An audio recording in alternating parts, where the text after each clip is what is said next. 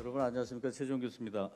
제가 해마다 이 자리에 소개에 대해서 정말 진심으로 영광이고요. 개인적으로 블록체인을 하진 않지만 세상에 이제 동향이 그쪽으로 이제 가다 보니까 여러분들에게 B2B, B2C 아시겠지만 연초에 두 개가 열립니다.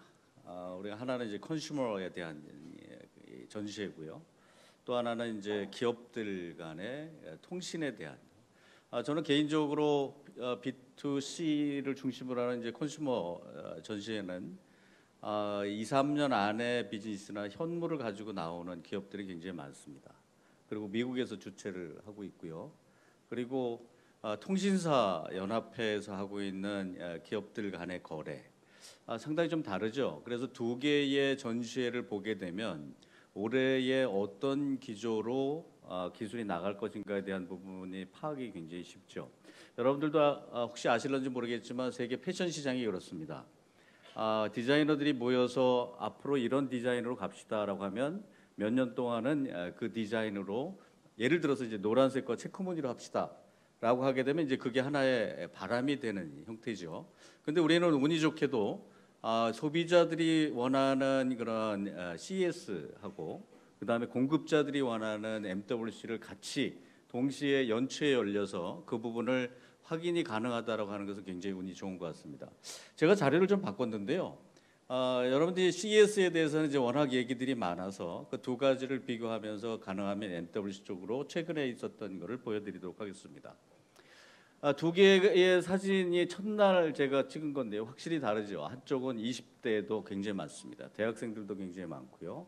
그 다음에 복장도 자유롭고 신발도 운동화들이 많고 18만 평이나 되는 그런 공간들을 걸어 다니면서 이것저것을 보려고 하는 애쓰는 그런 비즈니스맨들이 굉장히 많죠. 그런데 오른쪽은 MWC 같은 경우는 40대, 50대가 많습니다. 양복을 입었습니다. 그리고 대부분 구두를 신고 많이 돌아다니지 않고요.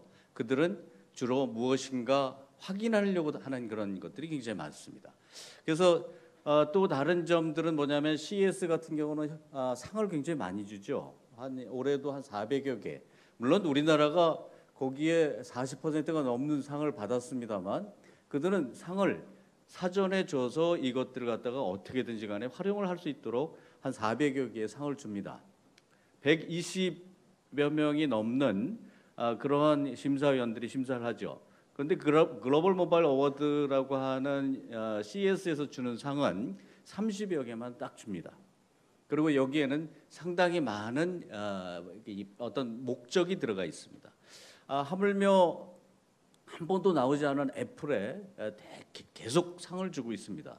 그래서 여기에는 조금 더 다른 의도가 있다. 그러니까 대단히 많이 상을 주는 것과 몇 개의 상을 주는 그리고 이것은 끝날 때 하게 됩니다. CES는 존이 있습니다. IoT 존, 그 메타버스 존, 그리고 헬스케어 존, 뭐 이렇게 푸드, 뭐 이렇게 존이 있어서 여러분들이 가시게 되면 나는 관심 있는 이것만 볼래라고 하는 것도 가능합니다. 149달러 정도를 내죠. 미리 내게 되면 뭐 거의 거저도 갈 수 있습니다. 근데 오른쪽은 다릅니다. 여러분들이 가시고 싶다고 해서 가는 게 아니고요. 799유로 최소한 부가세 없는, 그러면 부가세까지 포함하게 되면 이제 850유로 정도, 100만 원 훨씬 넘는 입장료를 내야 되기 때문에 학생이 없고 젊은이들이 없고 오로지 비즈니스를 하는 사람들이 꽉 차게 된다라고 하는 것과 또 다른 게 뭐가 있냐면 오른쪽 MWC 같은 경우는 존이 없습니다. 기업들이 나와 있습니다. 그래서 잘못하면 미리 공부를 하지 않으면 지나가다가 장비 구경밖에 하지 않습니다. 이 기업이 도대체 뭘 하는 기업이고 이게 헬스인지 푸드인지 아니면 통신인지 알 수가 없습니다. 무슨 얘기냐면 둘 다 공이 마찬가지로 아는 만큼 보입니다. 사실 가기 전에 저희 같은 경우는 한 달 전서부터 공부를 하기 시작합니다.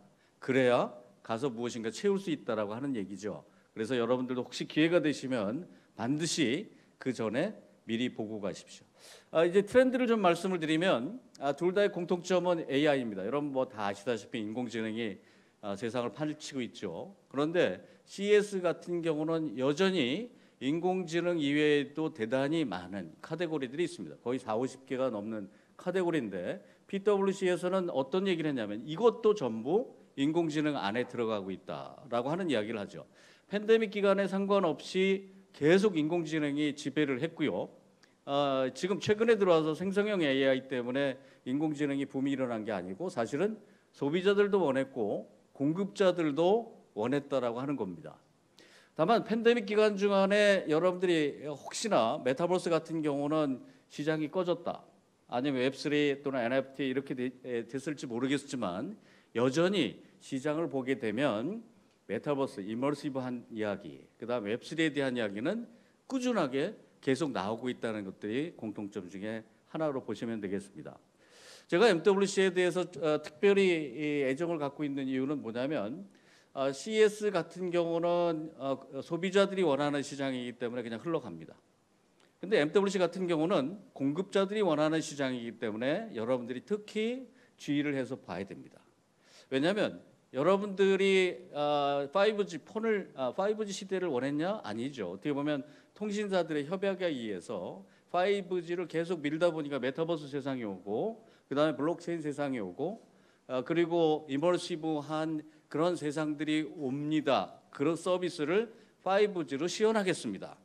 라고 해서 자율주행 자동차도 나오고 원격으로도 나왔지만 사실 그것이 그렇게 아직까지는 활성화되고 있지 않은, 그래서 이들이 어떤 생각을 하고 있고 어떤 비즈니스를 밀어붙이느냐에 따라서 우리 같은 기업들은 미래를 좀 내다볼 수 있기 때문에 본 것입니다. 여러분 여기에 MWC에서 테마를 6개를 이렇게 뒀는데요. 그중에 2개가 좀 눈에 확 들어옵니다.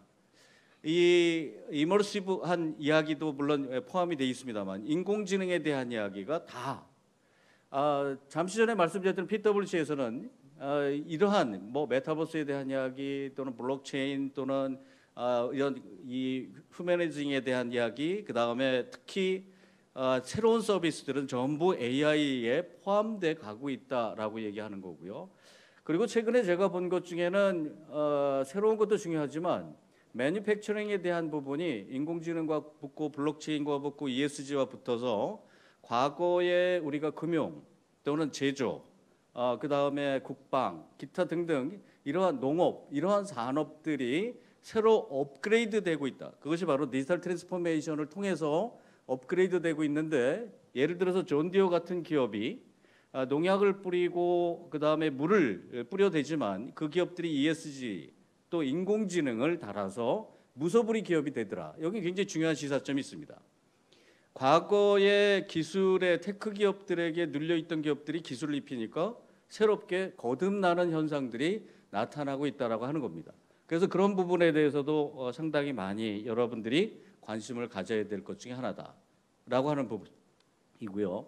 앞에서 말씀드렸듯이 요약을 했습니다만 인공지능에 대한 부분은 용어를 바꾸더라도 생성형 AI와 관계없이 계속적으로 이야기가 나왔던 것입니다. 그리고 마치 이 팬데믹 기간 중간에 우리가 자유로운 활동을 하기 전에 이머시브한 것들이 유행을 하다가 끝난 것처럼 보이지만 사실 그렇지 않고 우리가 게임 체인저의 하나로서 지금 받아들이고 있다. 그 전에도 계속 이야기가 나오고 있다라고 하는 부분은 주목해 주시기 바랍니다. 제가 어제 자료를 조금 바꿔서 페이지가 좀 많아서 그냥 다른 내용들은 스킵하고 넘어가겠습니다. CES에 엄청나게 많은 사람이 왔죠. 지나가다가 사람들이 부딪히면 소리를 해야 됩니다. 그런데 미안합니다 할 정도로 한국 사람이 많았습니다. 올해도 마찬가지로 MWC도 거의 비슷했죠. 9만 명이 조금 넘는 관람객이 올 줄 알았는데 GSMA에서도 너무 깜짝 놀란 것이 10만 명이 넘는 사람이 왔습니다. 이거는 새롭게 다시 기업들이 일어나고 있다라고 하는 얘기입니다. 그래서 그 전에 벨로서티였고 이제 퓨처 퍼스트라고 하는 그런 슬로건을 가지고 미래를 달려나가는 그런 기업들에 대한 이야기들을 하고 있습니다.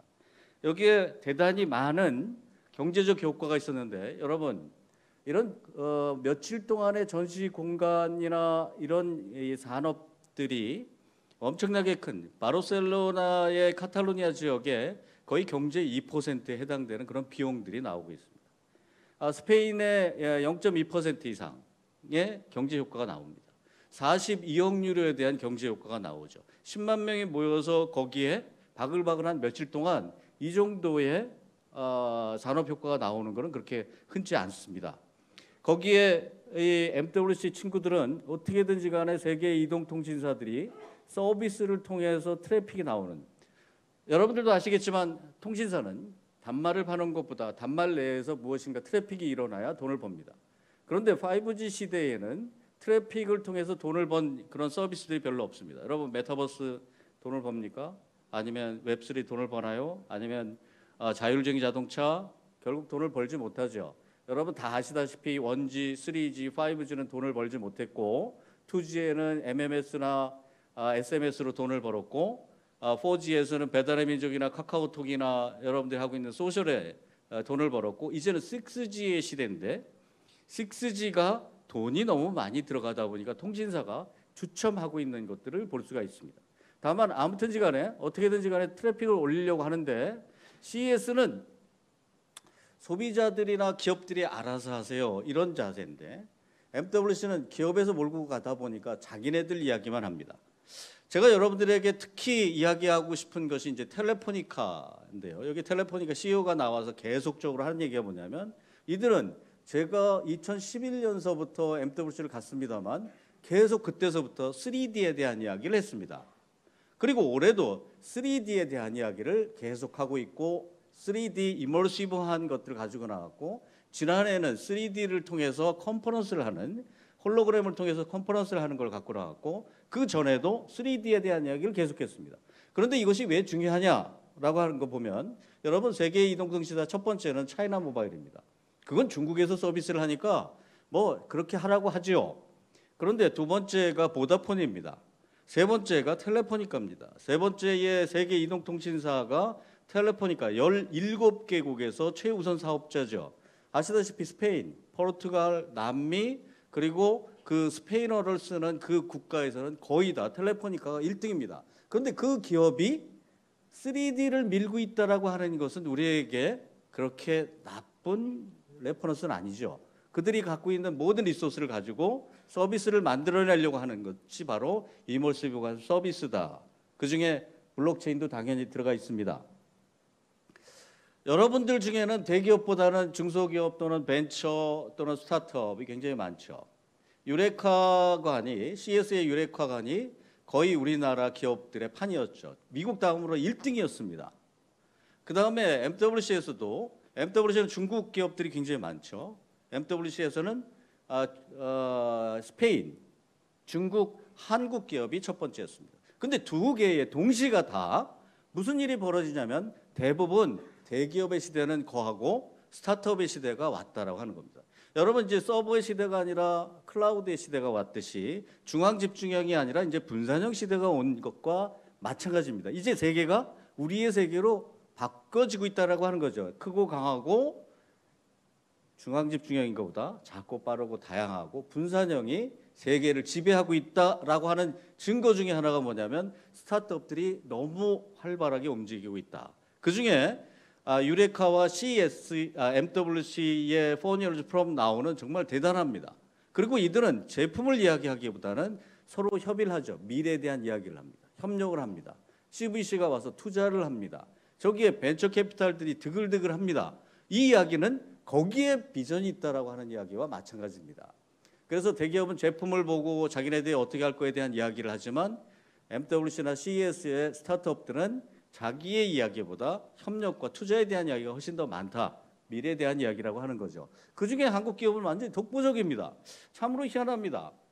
어떻게 보면 1억 3천만인 일본, 그 다음에 2억이 넘는 국가들이 10개나 되고 중국은 15억이 넘고 인도도 거의 그 정도 되고 프랑스도 만만치 않죠. 그런데 어디에나 가면 한국의 스타트업이 독보적이라고 하는 겁니다. 참 희한합니다. 5천만인 이 국가에서 미국에서 하는 CES의 두 번째, 그 다음에 유럽에서 하는 MWC에서 세 번째. 거기는 뭐 중국이 워낙 많이 나오니까. 그런데 문제가 뭐냐? CES나 MWC에서는 1등, 2등은 전부 한국 기업이라고 하는 거죠. 하물며 800개가 넘는 스타트업이 나온 4 years from now에 5개를 뽑은 것 중에 물론 인공지능이 2개고 퀀텀이 2개지만 ESG도 들어가 있고 우리나라 기업이 밑센싱이라고 하는 기업이 독보적으로 5대 안에 들어갔다라고 하는 얘기죠. 자, 여기에 뒤에 제가 다른 예도 이렇게 보여드리고 있습니다만, 이거 CS에서 제가 해마다 찍은 앞번만 했습니다. 한국의 깃발을, 태극기를 거치지 않으면 유레카를 갈 수 없습니다. 전부 이렇게 호텔 전체를 도배를 했죠. 과거에는 MWC에서도 2013년부터 15년까지 한국의 삼성이 바르셀로나의 비행장을 도배를 했었습니다. 물론 이제 지금은 실속으로 바뀌었지만 아무튼지 간에 미국에서는 현재까지 전부, 그래서 저는 CS를 코엑스라고 부릅니다. 코엑스 일렉트릭 쇼라고 얘기합니다. 여기에 이런 정도로 대단히 많은 우리나라. 그런데 겉으로 보기하고 달리 CS의 속 안을 한번 보시면 누가 그런 얘기를 계속하길래 제가 뭐라고 한마디 했습니다. 한국 사람이 너무 많아. 야, 그 차라리 나가지 마. 그냥 CS에서 해. 여러분, 우리는 과거에서부터요, 자원이 없기 때문에 나가지 않으면 살 수 없는 국가죠. 여러분들이 우리가 축구 시합을 미국에서 한다, 유럽에서 한다 했을 때 거기 가서 응원하는 우리 국민들이 너무 많다고 해서 그것을 잠실로다 옮기면 그게 가능합니까? 동네 축구를 벗어나지 못하죠. 우리는 어떻게든지 간에 3년, 5년을 해외 진출을 따기 위해서는 저런 데에 나가야 됩니다. 그런데 그 숫자가 문제가 아니라 이번에 올해 C에서 처음으로 AI에 대한 혁신상을 만들었습니다. 그런데 그중에 56%가 한국 기업이라고 하는 겁니다. 이거는 우리나라의 심사위원이 몇 분 되지 않습니다. 한 서너 명 정도밖에 되지 않죠. 120명 중에 그렇습니다. 그리고서 이것을 블라인드로 해서 채점을 합니다. 독창성, 디자인, 편리성 이런 것들을 채점을 해서 보니 한국 기업이 전체 상의 42%, 그다음에 AI 상의 56% 정도가 한국 기업이더라고 하는 거죠. 이거는 저희가 평가한 게 아닙니다. 글로벌하게 가장 우수한 현직에 계신 분들이 평가를 했더니 이런 거다라고 하는 얘기죠. 여기에 좀 아쉬운 점은 있죠. 우리가 양적으로 많습니다. 그리고 질적으로 우수합니다. 그러나 질의 내용을 보게 되면 한 단계 더 들어가서 보시죠. 외국 기업들의 혁신상은 여기에 인공지능의 플랫폼에 대한 이야기가 많고요. AI의 칩에 대한 이야기가 많고 그 다음에 딥러닝에 대한 우선 기술, 근본적인 기술들이 많은데 사실 우리나라의 기업들은 어플리케이션이 너무 많다라고 하는 거죠. 앱을 만들고 생성하고 그 다음에 무엇인가 근본적인 걸 써서 생산해내는 이러한 것들이 너무 많다라고 하는 부분입니다. 물론 최고 혁신상의 두 개 중에 한 개가 한국 기업이라고 하는 것은 자부심이 있지만 실제적으로 조금 더 고도화될 필요성은 있다라고 하는 얘기죠. 제가 CES의 최고 혁신상만 뽑았습니다. 우리 한국 기업이 많죠. 그 다음에 인공지능 많죠. 근데 블록체인을 이렇게 보시면 여기에 모바일 신분증, 저분들은 블록체인이라고 얘기하지 않지만 당연히 모바일 신분증을 하게 되면 온오프에서 블록체인 기술이 들어가야 됩니다. 그리고 또 하나는 지크보팅 같은 경우, 이 지크보팅 같은 경우는 지난해에도 지크 월렛으로도 받고 보팅으로도 받았습니다. 그리고 제가 존경하는 개회장이라고 그랬더니 누구냐고 물어보길래 게리 사피로라고 합니다. CS를 관장하는 게리 사피로 회장께서 저걸 특히 지목을 해서 디지털 민주주의를 실현할 수 있는 우수한 기술이다라고 이야기까지 했죠. 그러면 우리가 볼 때 저기 최고 혁신상의 개수도 많지만 그중에 2개 정도의 양질의 아직도 블록체인 기술이 저렇게 쓰이고 있고 미래를 위해서 준비하고 있다라고 하는 것은 분명하다라고 하는 거고 그것에 대해서 CES나 MWC에서도 인식하고 있다라고 하는 얘기죠. 자, 이런 면입니다. 글로벌 상을 이렇게 보시면 약간 좀 아쉬운 게 있죠. 이 상을 30개만을 주다 보니까 쇼트리스트 안에 제가 노란 줄로 한 것은 외국 기업입니다. 나머지 전부 중국 기업입니다. 이 중국 기업이 과거에는 가성비 또는 짝퉁, 싸구려 이렇게 얘기를 했는데 지금은 그렇지 않습니다. 우리가 뭔가 착각을 하고 있는 게 뭐냐면 제가 2011년서부터 지켜봤다라고 얘기하는 것 중에 감동받은 몇 개를 2011년에서부터 13년까지 중국 제품을 보면 에이, 이게 첫 번째였고요. 2014년부터 18년까지 보면 오, 이거였고요. 지금은 어떠냐면 와우 합니다. 지금 이런 제품들을 봤을 때 여러분들이 중국의 AI 기술이나 블록체인 기술이나 웹3 기술이나 기타 기술들이 과거에 비해서 엄청나게 혁신적으로 새롭게 일어나고 있다라고 하는 부분에 대해서 인식을 할 필요가 있다라고 하는 부분이고요. 여기에 전부 통신에 대한 또는 AI, 퀀텀, 에너지 세이빙 약간 좀 기조가 다릅니다. CS 같은 경우는 ESG, SDG에 대한 이야기가 굉장히 많습니다. Human for Security에 대한 이야기도 굉장히 많습니다. 거기에는 식량 안보, 그 다음에 디지털에 대한 안보, 보안 이런 얘기 굉장히 많고요. 그 다음에 병으로부터의 자유, 뭐 이런 것들, 인간을 위한 그런 기술들이 굉장히 많이 이야기가 되고 있는데 지금 MWC 같은 경우는 그것이 AI에 또는 퀀텀 컴퓨팅에 녹아져서 나오고 있다고 하는 거죠. 여기에 퀀텀 컴퓨팅에 대한 기술이 대단히 각광을 받고 있다고 하는 부분은 여러분들도 조금 생각을 좀 해보셔야 됩니다. 퀀텀 컴퓨팅에 대한 이야기가 공간 컴퓨팅과 맞물려서 또는 AI와 같이 돌아가면서 두 개의 글로벌 어워드 상을 받았다고 하는 것은 이들이 3D와 함께 퀀텀 컴퓨팅에 대한 부분도 상당히 밀고 있구나라고 하는 부분이죠. 제가 MWC를 갔었을 때의 기조를 이렇게 쭉 한번 모아봤습니다. 여기에 첫 번째는 디바이스를 중심으로 삼성과 그리고 누굽니까 이 삼성과 애플의 싸움이었습니다. 디바이스 싸움이었죠. 그때는 갤럭시의 신화가 있었을 때입니다. 그리고 2014년 넘어가면서 중국 기업이 너무 달려들고 중국 기업의 퀄리티가 너무 좋아지기 시작하면서 여기에 디바이스가 다양화되기 시작했습니다. 그냥 단순 디바이스가 아니라 웨어러블도 있고 아니면 무슨 차에 뭐도 있고 그 다음에 HMD도 있고 이렇게 굉장히 다양해지기 시작했죠. 무엇인가 새로운 탈출구를 사기 시작했습니다. 2018년에 딱 들어가면서 5G 디바이스에 대한 부분이 다시 한번 올라왔죠. 왜냐하면 5G 폰을 팔아야 되기 때문에 이제 디바이스 전쟁이 다시 시작됩니다. 이때 중국이 모든 기술이 디바이스 쪽에서는 앞서 있었습니다. 이것을 인식한 기업과 인식하지 않은 두 개의 기업이 있었는데 뒷부분에서 말씀드리도록 하겠습니다. 삼성과 LG입니다. 너무도 아쉽죠. 저는 개인적으로 LG파입니다. 제 친구들이 LG에도 많고 그 다음에 우리 애국 선열들을 많이 도와주는 기업이기도 하고 그 다음에 정년이 긴 기업 중에 하나였죠. 뭐 저도 이제 나이가 들다 보니까 LG를 좋아하게 됐는데 여러분 정말 아쉬운 게 뭐냐면 삼성은 2014년에 넉스라고 하는 것을 스마트폰에 넣습니다. 넣었죠. 넉스. 보안 솔루션이죠.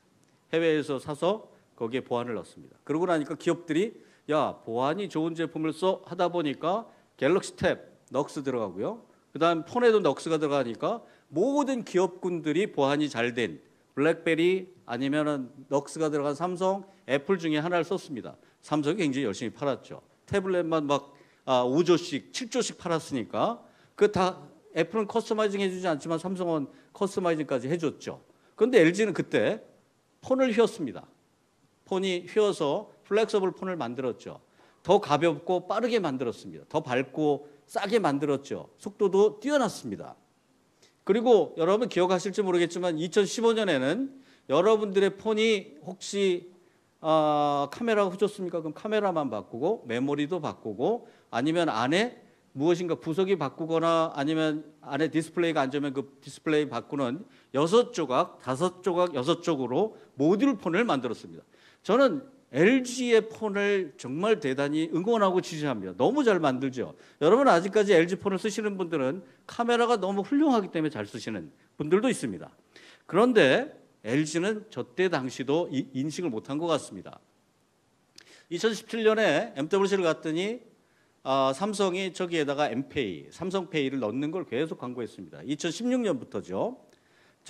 저거는 원래 루프페이라고 해서 미국에서 2억 달러 되는 그런 기술을 사서 저기에다 집어넣습니다. 여러분, B2B 기업들에는 넋으로다가 그들을 바인딩시키고 그 다음에 여러분들이 가지고 있는 삼성 폰에는 삼성페이가 들어가 있는 페이로 잡았습니다. 무슨 얘기냐면 폰을 바꾸고 싶어도 넋와 페이가 들어가 있는 상태에서는 폰을 바꾸기가 전이 비용이 너무 많이 들죠. 애플이 쓰는 전략입니다. 그런데 그때 당시도 LG는 더 큰 폰, 와이드 스크린, 더 밝은 폰, 더 가볍고 빠른 폰을 만들었죠. 어떻게 했습니까? 2020년에 지금은 여전히 삼성이 잘 나가고 있다라고 보지만 LG는 5조의 적자를 내고 그들은 스마트폰 사업을 철수했습니다. 그렇게 훌륭한 제품에도 불구하고 중국에 밀렸죠. 여러분들이 갖고 계시는 여러분들의 사업 굉장히 훌륭합니다. 좋은 제품입니다. 하지만 여기서 보시면 기업의 전략도 대단히 중요하다. 어떻게 대출을 장기적으로 할 것, 어떻게 롱텀뷰를 가지고서 대출할 것인가 라고 하는 부분을 반드시 고려하셔야 된다라고 하는 겁니다. AI가 휴머니징 AI로 들어갔습니다. 용어 하나하나가 대단히 중요합니다. 왜 중요하냐면 휴머니징 AI는 인간화돼 가고 있는 AI. 이미 기본적인 단계를 지나갔다라고 하는 얘기죠. 이것이 아바타로 또는 스텔라와 같이 에이전트로 그다음에 말로만 하는 이렇게 도이치텔레콤에서 나오는 앱이 없는 그런 AI. 그리고 중국이 예전부터 계속 밀던 뭡니까 홀로그램 전부 어떻습니까? 3D입니다. 그리고 인공지능이 들어가 있죠.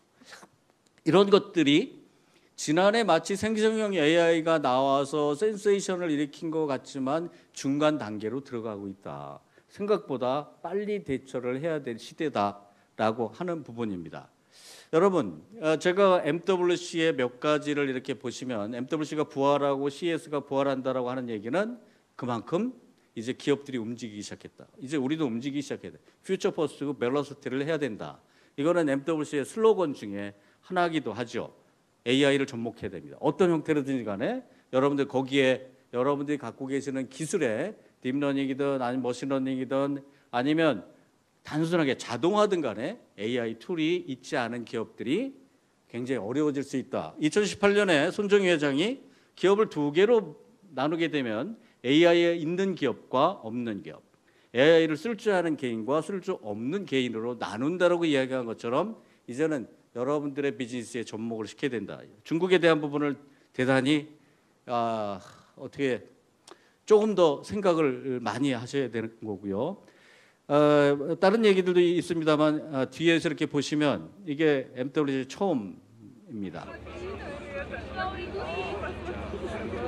이게 아침 8시 반에 찍은 건데 이렇게 비즈니스맨들이 바글바글 하다라고 하는 이야기고요.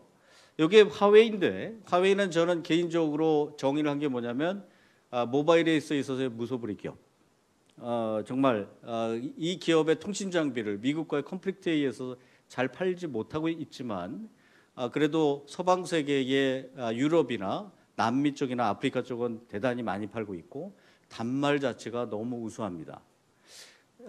여기에서 보시는 매직, 여기 언어라고 하는 좌측에 보시면 또는 샤오미의 제품은 디자인 자체도 포르쉐를 디자인했던 친구 또는 BMW를 디자인했던 친구들이 SU7이라고 하는 자기 중국의 전기 자동차를 디자인하고요.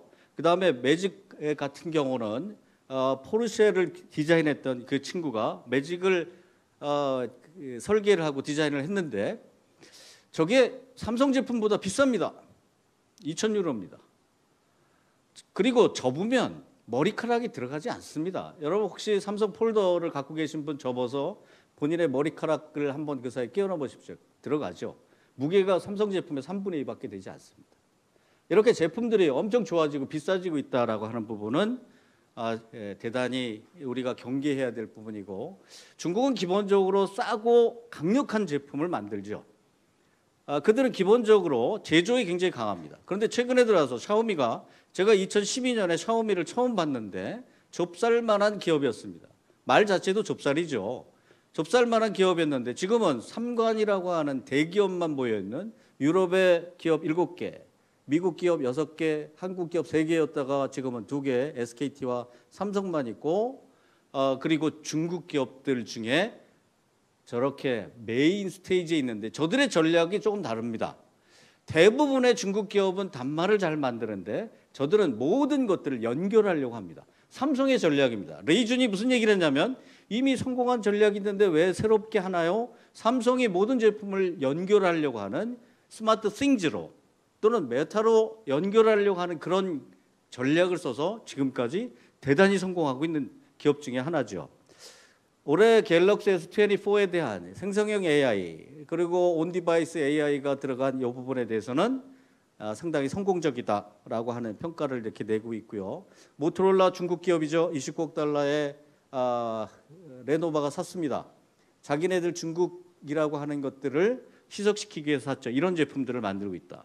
여러분, 이런 제품은 팔리지 않습니다. 온디바이스 AI, 이게 온이든 오프든 간에 반드시 온디바이스 AI에 대해서도 신경을 써야 될 거고요. 이 MWC에서 나오는 AI는 세 가지입니다. 텔코 LLM, 그 다음에 온디바이스 AI, 그 다음에 GAI, 제너러티브 AI. 지금 AI 판이다라고 하는 겁니다. 오늘 제 말씀은 여기까지 하도록 하겠습니다. 감사합니다.